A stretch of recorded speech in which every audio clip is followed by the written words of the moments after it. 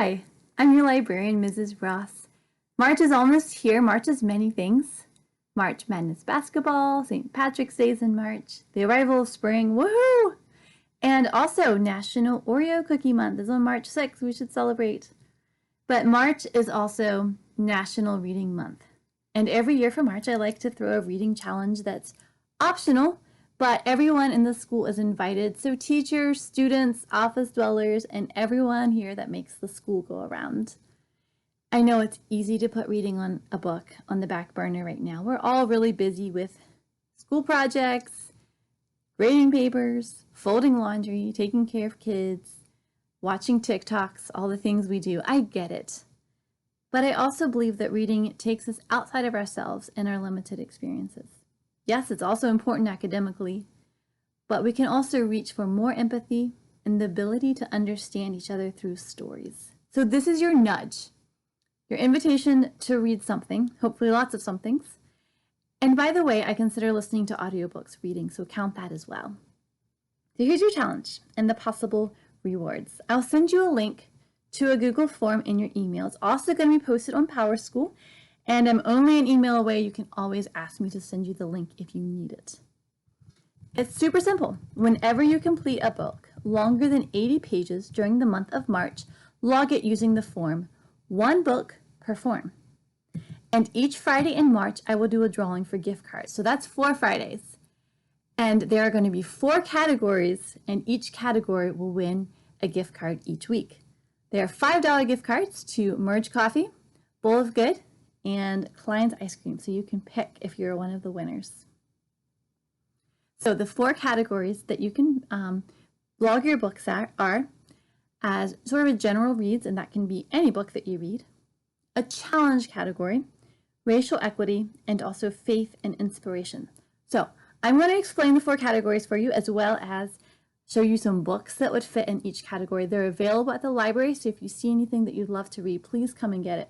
I'm going to go throw 35 books at you really quickly, so hang on, here we go. Any book can be general. I just finished a book called Dragon Hoops. It's actually a graphic novel written by Gene Luang Yang, and he's known for American-born Chinese, Level Up, and he just started writing Superman for Marvel, so he's kind of a big deal. And this one is a nonfiction book. It's his story of getting out of his comfort zone as a math teacher and going to visit the varsity boys basketball team. And he ends up traveling with the team as they play during their season and try to work towards state championship. So it's full of interviews with the coaches, the backstories of the players. You find out some about the history of basketball, and there's lots of intense games as well. Definitely recommend this for sports fans, but anyone would enjoy this book. So this is a graphic novel style, told in both pictures and images. So right now I'm reading the newest Newbery winner book. It's called When You Trap a Tiger by Tay Keller. Honestly, I'm not very far into it yet, but it's not quite hooked me, so I'm hoping it will soon. But Lily, her Korean grandmother, has always told her lots of stories. And they begin with, long, long ago when Tiger walked like a man. And now Lily and her family move in with her grandmother, and a magical tiger arrives, prompting Lily to unravel a secret family history and make some courageous decisions. So for fantasy fans, I've been adding a lot of new fantasy options to the library.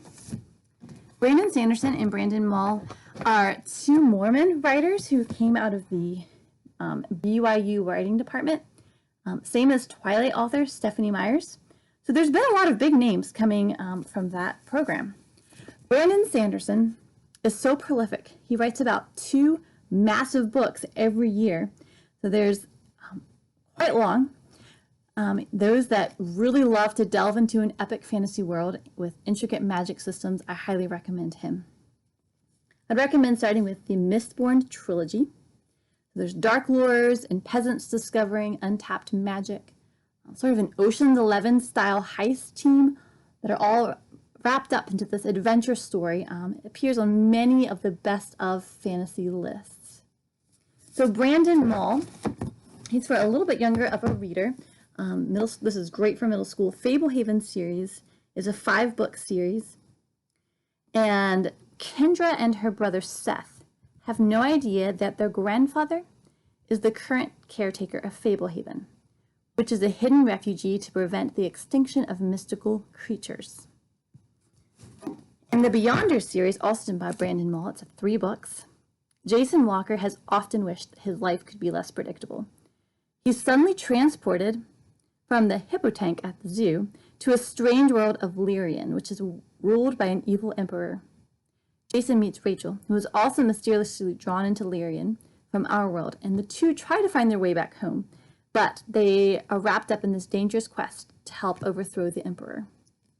Very different sort of book, but our fabulous sub, Mrs. Rios, recommended this one. It's called A Cuban Girl Guide to Tea and Tomorrow. Lily Reyes is Cubana, but she never anticipated a summer in England. Her plans were to run her family's bakery in Miami, Florida, but heartbreak and loss forced her to visit family in England. She doesn't expect to be so charmed by the English countryside, having afternoon tea, and a certain English bloke.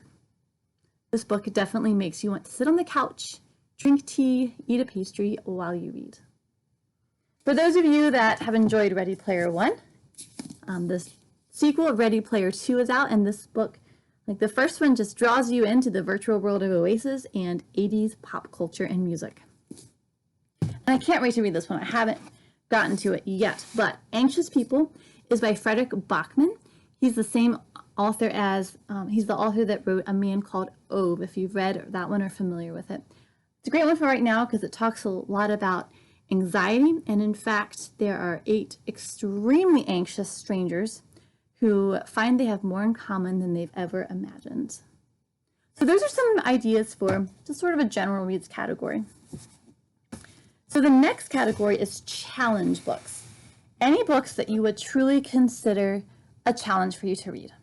So maybe it's a nonfiction book, or poetry, or reading a really new genre. Or maybe for you, it's just reading one book in all of March. Reading the next book in a series that you already love is not an example of a challenge, or reading your 20th graphic novel of the year. So choose wisely of what is truly a challenge for you. So, in honor of National Women's Day, that is also in March, on March 8th, I'm reading a book called Cassandra Speaks.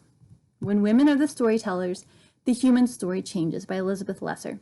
And I think this cover is weird, but she's very interesting. She has ideas about how throughout history, our stories about where we come from, our myths, our history have all been told through the male perspective. Males have been writing them down. And since stories shape our culture and our values, and usually without us really realizing, we often unintentionally internalize masculine values and traits as superior because of the stories that we're told. And one of her points is to look at the required high school reading lists and best 15 novels ever written. Although recently this is changing and we are finding a lot more women and people of color being added to the list. Mrs. Roth has also been looking for women's stories in history, and she's recommended a number of books to me this year, especially about the women's right to vote. This is called The Women's Hour. Along with that is a young adult version of that, and I found this really readable and learned so much about the women getting the right to vote through reading this. A brand new one that she just asked me to order is one called We Demand the Right to Vote, and this will be in soon. So also maybe some challenge ideas if you really like history. Erik Larson is a great author for writing really compelling, well-researched history. I think Mr. King has read a lot of this, and Mrs. Roth as well.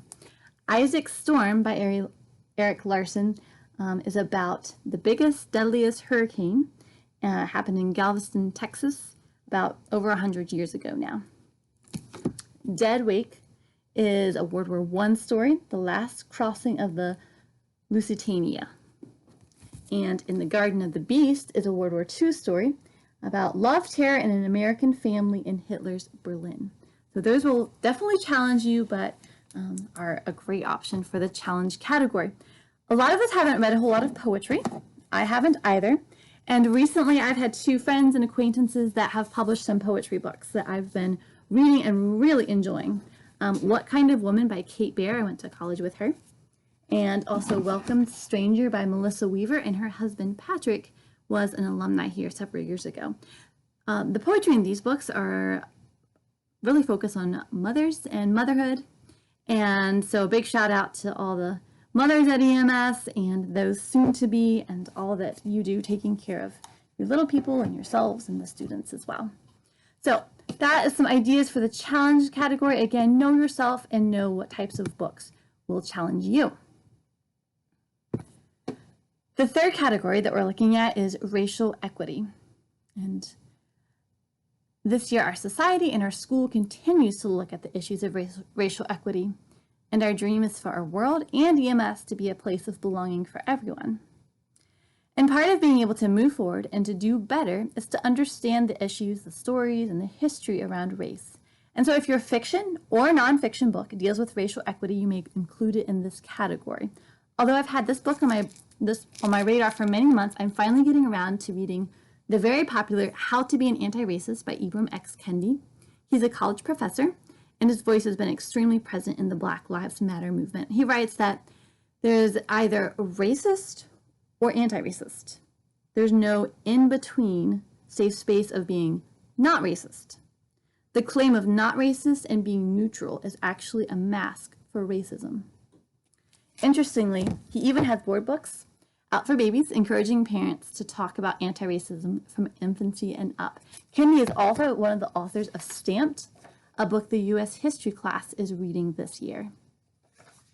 A very different type book is a graphic novel called New Kid. I've been telling everybody to read this book this year. Jordan Banks is going into a new middle school, and he's a Black kid in a predominantly white private school. And so this is about the challenges, both big and small, that he faces. And truly, they are exhausting. Jordan has to figure out how to stay true to himself while also trying to figure out how to belong. And sometimes I feel like I see EMS in this book. Many of you have heard of the book and the movie The Hate U Give, about police brutality, especially towards people of color. And also similar is a book called All American Boys by Jason Reynolds and Brendan Kelly, who write the alternating voice of 2 American high school guys on a Friday night. They're headed to a party but end up a victim and a witness to unjust police brutality. Renee Watson is another voice I love in the racial equity genre. She's written Piecing Me Together, Watch Us Rise, and Some Places More Than Others.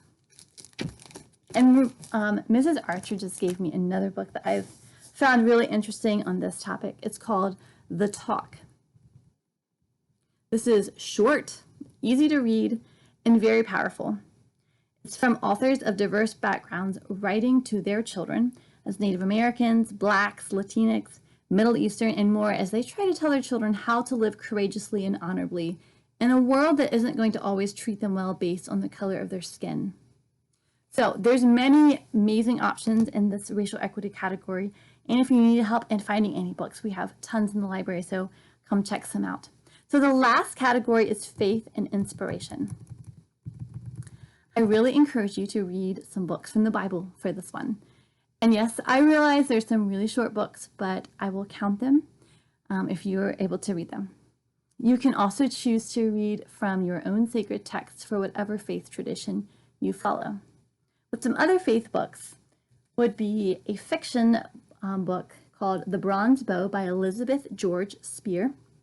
This is written many years ago, but still a powerful story of a Jewish boy who hates the Romans because of what they've done to his family.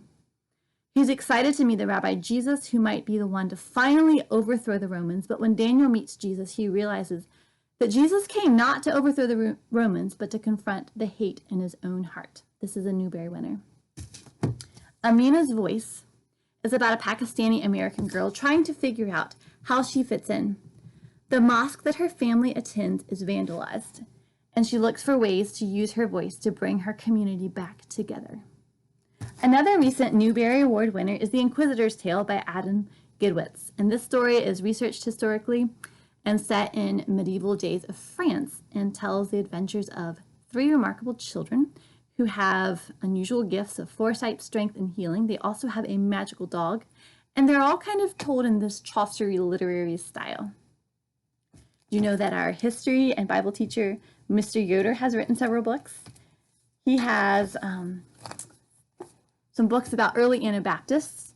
This is Margaret's Print Shop, The Black Tulip, and The Miller's Wife. I'm sure he'll give you an extra gold star if you read any of his books. And the last book I'm going to show you for this category is called Miracles and Other Reasonable Things. This is by Christian writer Sarah Bessey. And she writes sort of a memoir of a traumatic car accident that she has and the debilitating health injuries that follow. But it's also this wild, spirit-filled story of what it means to live with both grief and faith, suffering and joy, as we unlearn and relearn who God is. So lots of options. And as you pick your books this month, there will be 2 additional prizes. One $25 gift card for the person who reads the most books at the end of the month. And there will also be 1 random drawing for a $100 gift card to Barnes & Noble. And every time that you make an entry, you will be entered into the jar to win. So reading and entering even only 1 book will make you eligible to win the $100 gift card. And that will be announced the last day of March. So I really hope you can carve out some time to read this month. And I hope you win some prizes. And I always love for people to stop by the library and tell me about what you're reading, about what's been good, about what's been terrible. And please stop by email if you have any questions. I hope your March is wonderful, and I hope you get to read a lot of good books.